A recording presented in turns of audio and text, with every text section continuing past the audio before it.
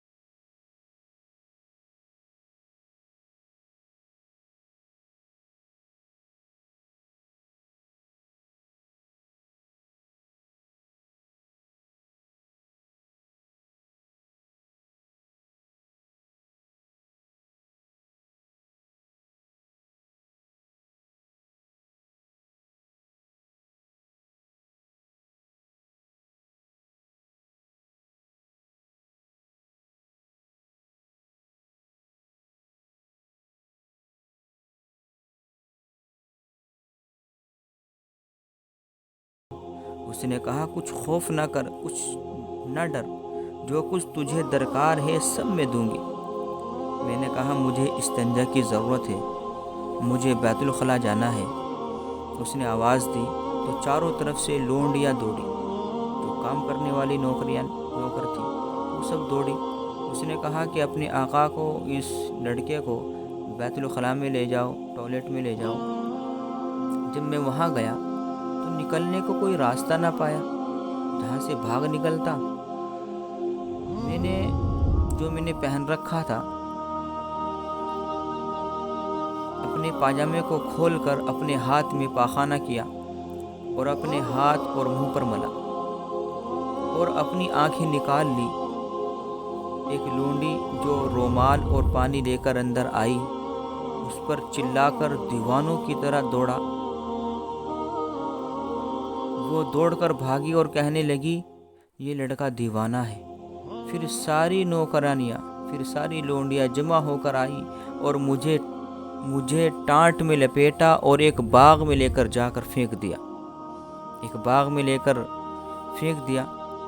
جب میں نے جان لیا کہ وہ چلی گئی ہے تو تو میں نے اٹھ کر اپنے کپڑے، منہ اور تمام بدن کو دھویا اور اپنے گھر گیا اور کسی کو یہ قصہ نہ سنایا۔ میں گھر چلا گیا، میں نے اپنے اس قصے کو کسی کو نہ سنایا۔